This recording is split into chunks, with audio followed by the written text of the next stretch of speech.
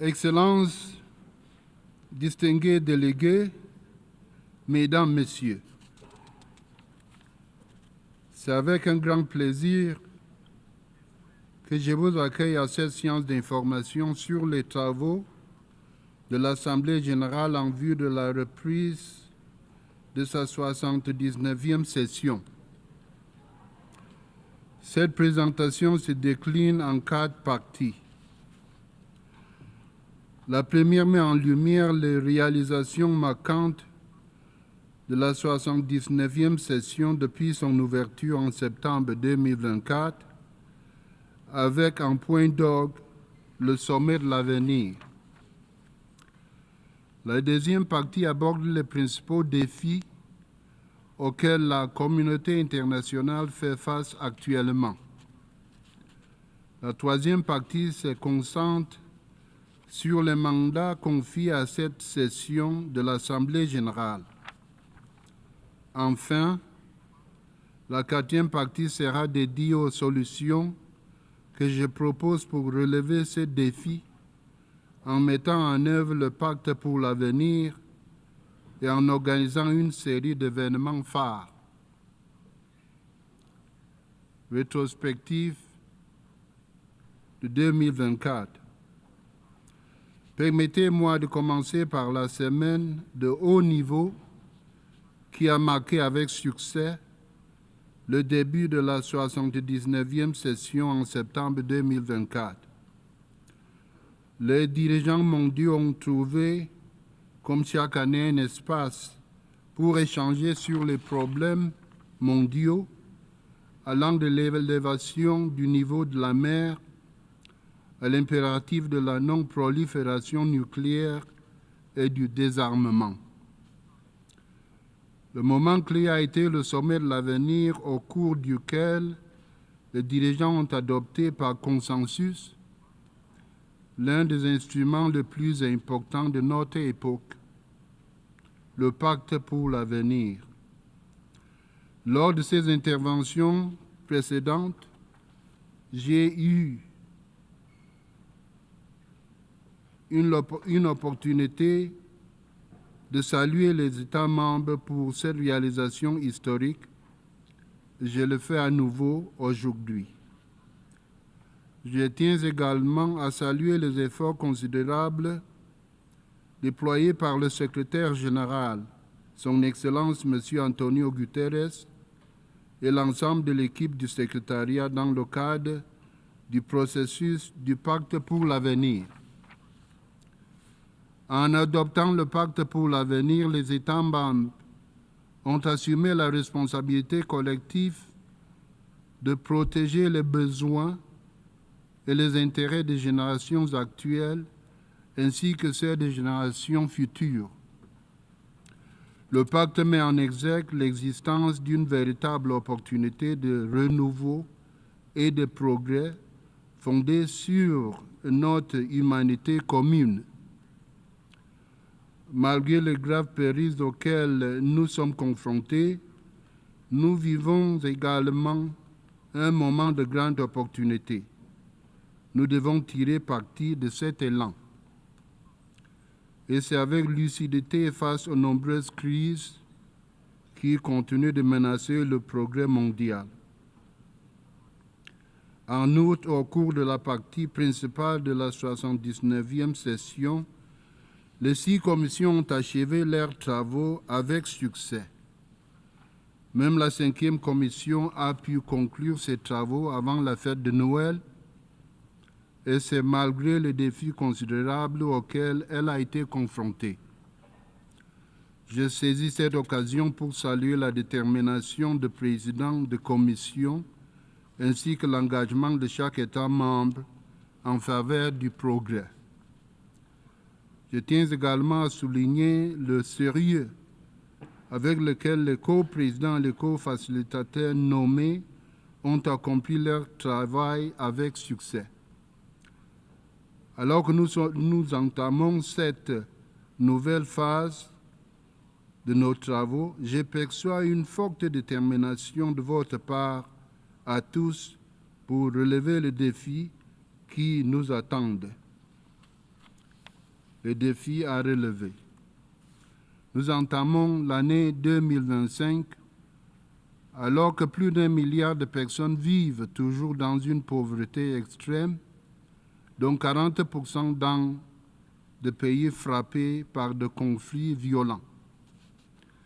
Tel est le cas à Gaza, au Soudan, en Ukraine et dans bien d'autres régions où de tels conflits tuent des milliers d'êtres humains, déplacent des millions de personnes et déstabilisent des régions entières. Avec les dépenses militaires en constante augmentation, nous devons nous rappeler que la guerre n'est pas et ne sera jamais une option durable pour résoudre les crises et les conflits. Recourons au dialogue, l'outil le plus économique et pourtant le plus puissant pour résoudre les différends. Réaffirmons notre engagement envers l'élimination totale des armes nucléaires afin de protéger l'humanité et notre planète. Mobilisons nos ressources financières, scientifiques et politiques, non pas pour des armes de mort et de destruction, mais pour le développement, la paix et la prospérité. Et comme si ces fléaux ne suffisaient pas, notre planète continue de battre des records de chaleur, de sécheresse et d'inondations généralisées, aggravant la rareté de ressources et provoquant des migrations à une échelle sans précédent. Le changement climatique est indéniablement une réalité effrayante. Your Excellencies, distinguished delegates, ladies and gentlemen, let me now deal with point number 3, the mandates of the 79th session. The year 2025 offers us the opportunity of a new start. General Assembly bestowed upon the 79th session significant mandates. Many of these mandates have already been executed successfully thanks to your support. I also thank sincerely the Secretariat for its support in the realization of those mandates and look forward to working together throughout the rest of the session. The remaining mandated activities for 2025 include those my team and I will prepare for the 80th session. These mandates are an integral part of our efforts to address the challenges of our world. Here are some key mandates. The high-level meeting to commemorate the 30th anniversary of the World Programme of Action for Youth. The World Social Summit for Development. The high-level meeting to celebrate the 30th anniversary of the Fourth World Conference on Women. We know that we can count on your continuous support for implementing the rest of the mandated events where global decisions will be made. In this context, the Fourth International Conference on Financing for Development in Spain in July will be crucial. I look forward to participating in this conference and doing my part to elevate the urgency of financing the Sustainable Development Goals.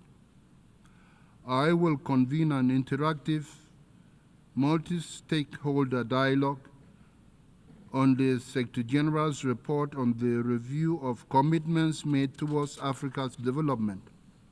Also, on our calendar is the high-level meeting on structural barriers faced by middle-income countries in implementing the 2030 Agenda. The high-level meeting will explore approaches for moving beyond gross domestic product towards a more holistic measure of economic progress. The high-level interactive dialogue on culture and sustainable development and the high-level meeting on sun and dust storms offer two more key moments to build momentum for change. Our efforts to advance these aims will be doomed unless we also bridge digital divides and improve accessibility for everyone, everywhere. The World Summit on Information Society later this year presents a pivotal opportunity to advance our efforts to create a free, open, and secure digital future for all. Likewise, the establishment of an independent international scientific panel on artificial intelligence will help us build a reliable scientific knowledge base to firmly close the digital divides. With the third United Nations Ocean Conference upcoming in June in France, we yet have another chance to further support the implementation of Sustainable Development Goal 14 through an action-oriented declaration. I plan to build on the outcome of this conference to foster blue economies in regions where they are most needed. Excellencies, throughout our work, we must remember that our mission is to leave no one behind. In December, our General Assembly proclaimed the Second International Decade for People of African Descent. I strongly support the establishment of this second decade and urge member states to sustain action across these goals.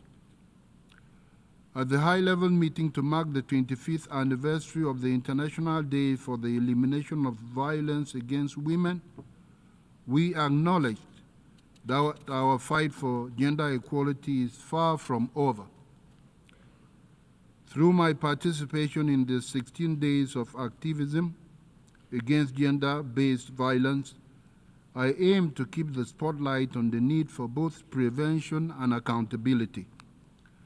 Going forward as an international gender champion, I plan to promote gender equality and women's empowerment across all aspects of my presidency.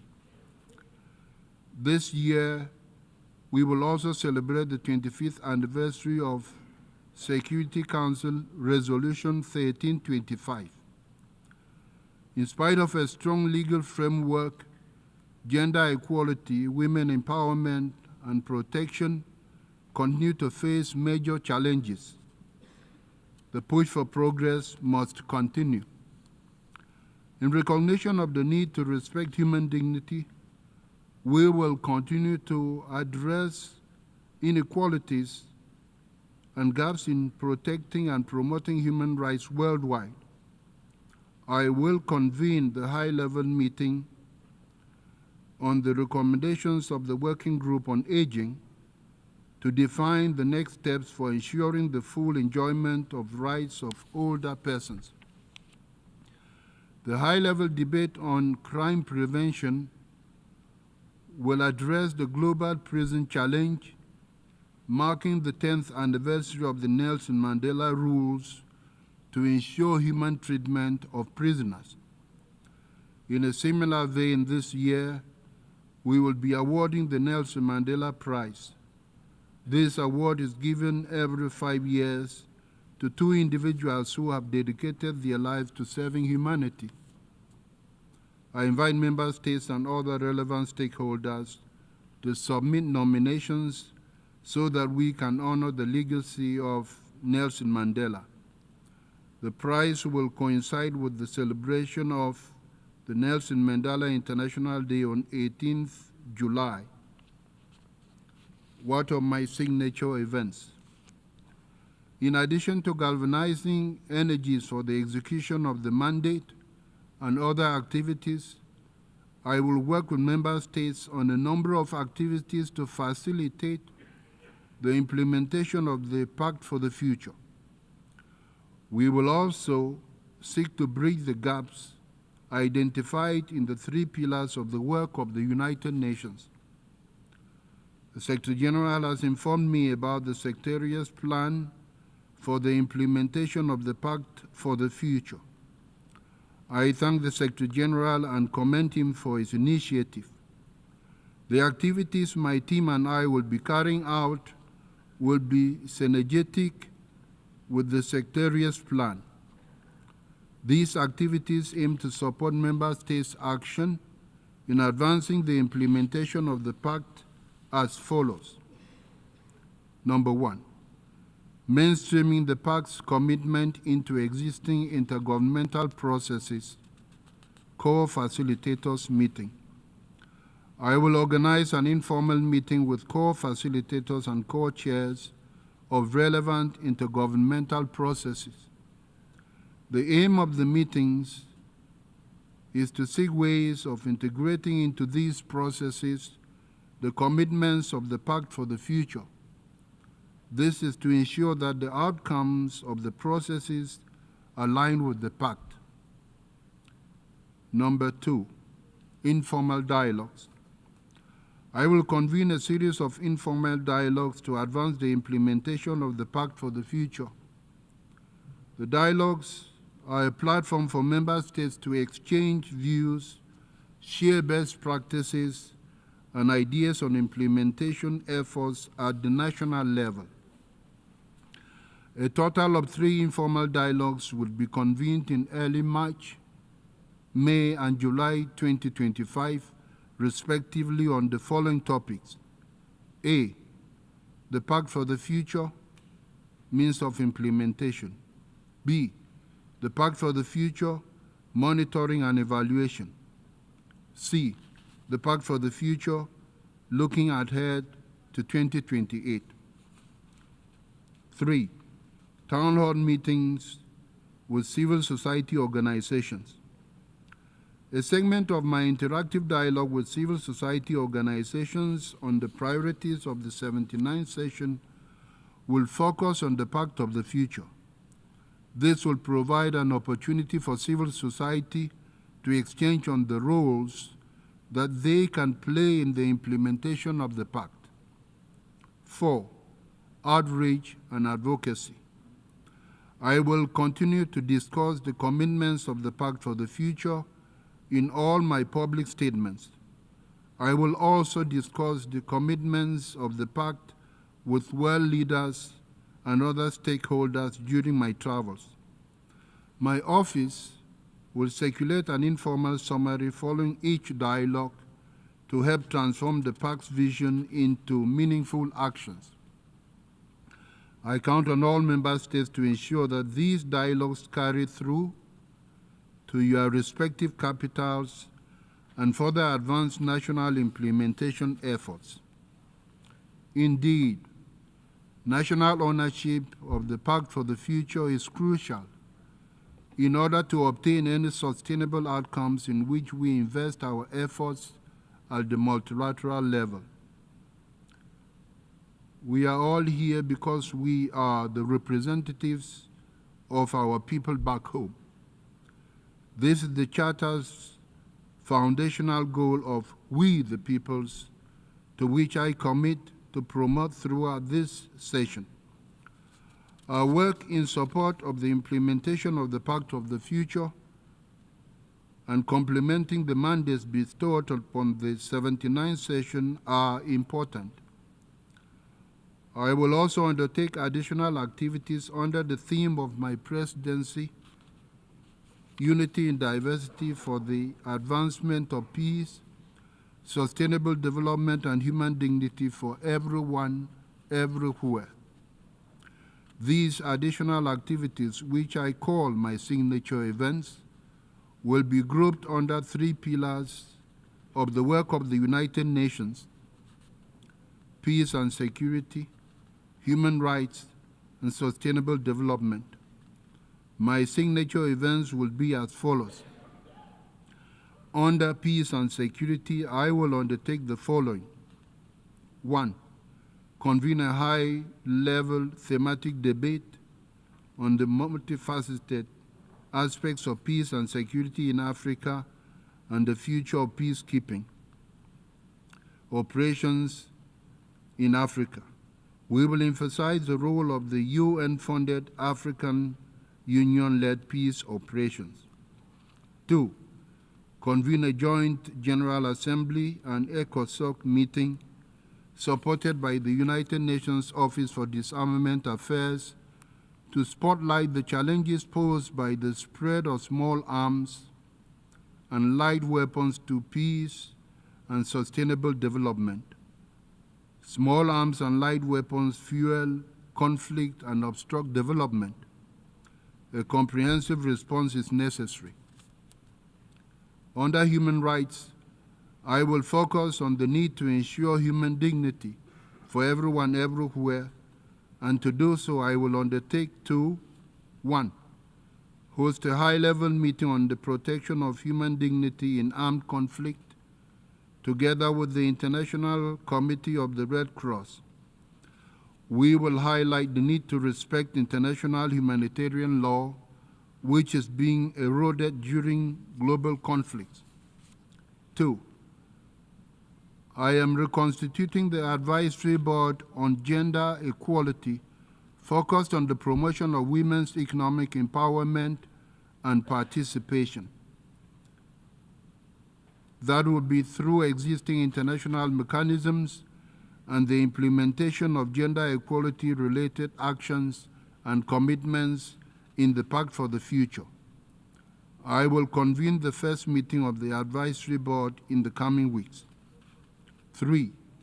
Child labor is a human rights violation that must be condemned by all of us.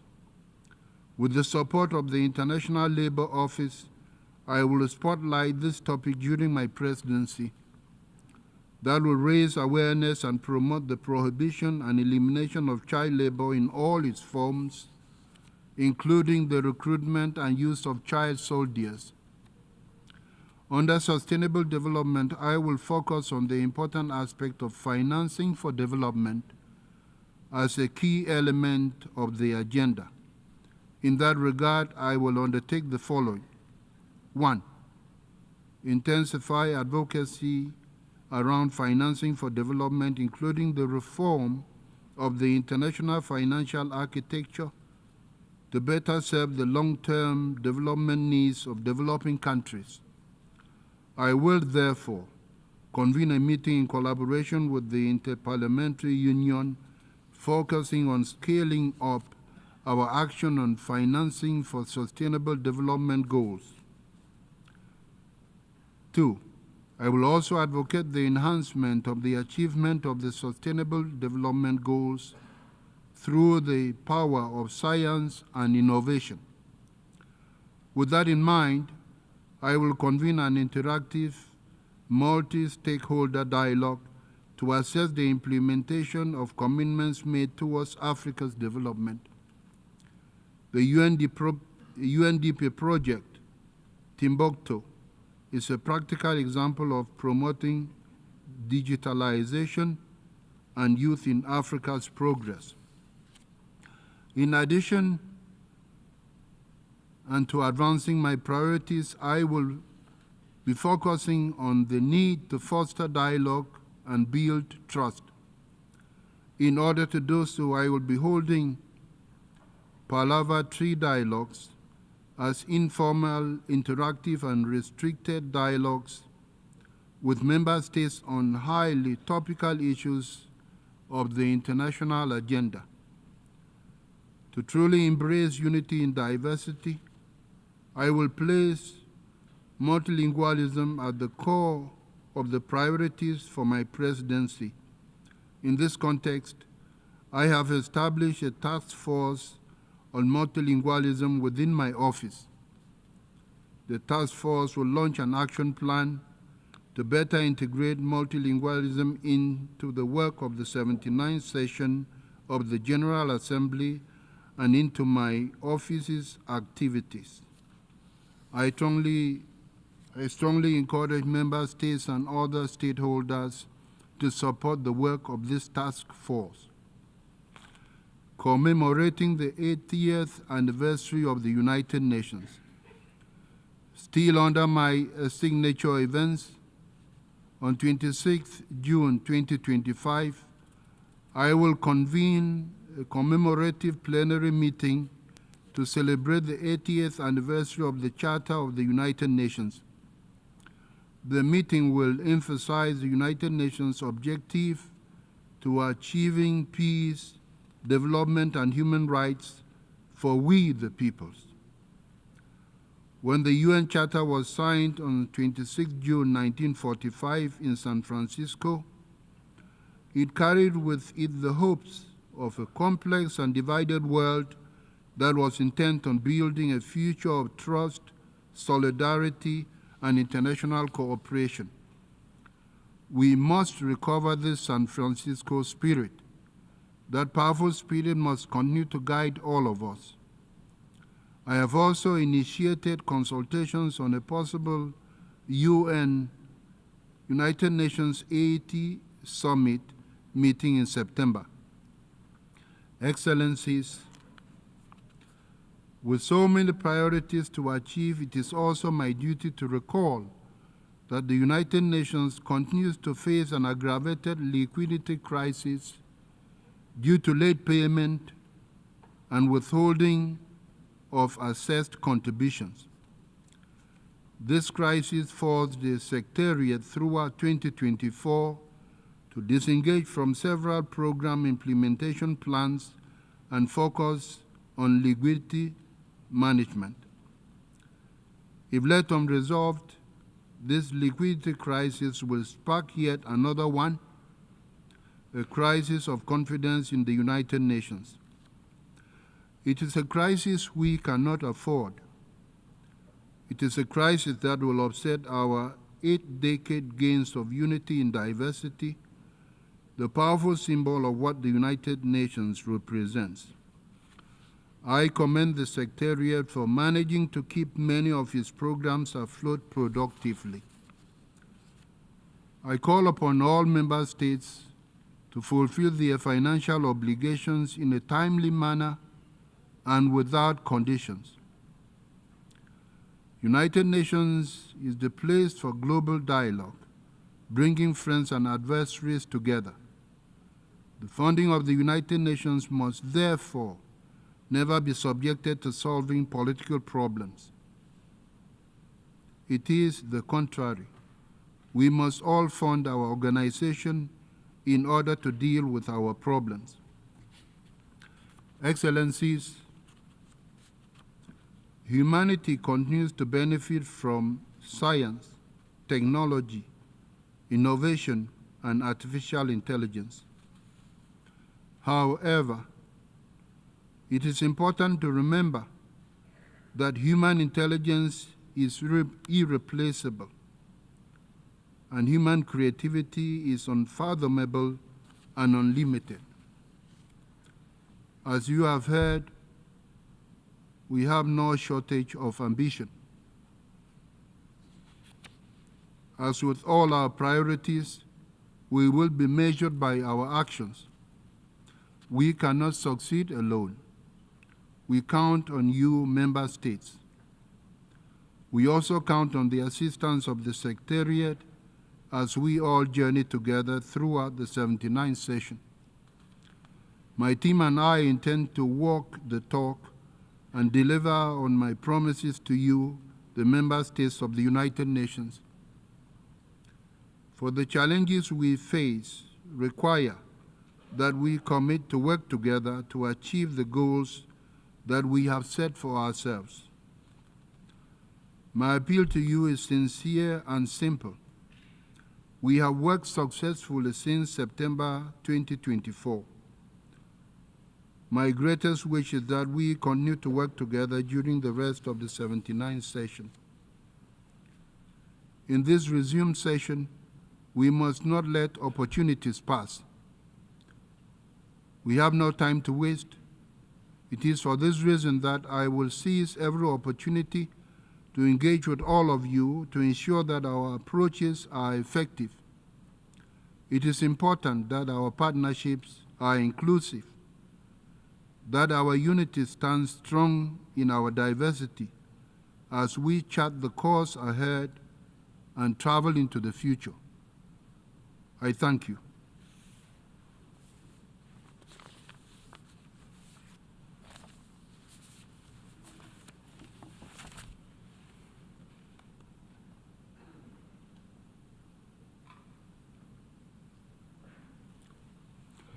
I now open the floor for comments.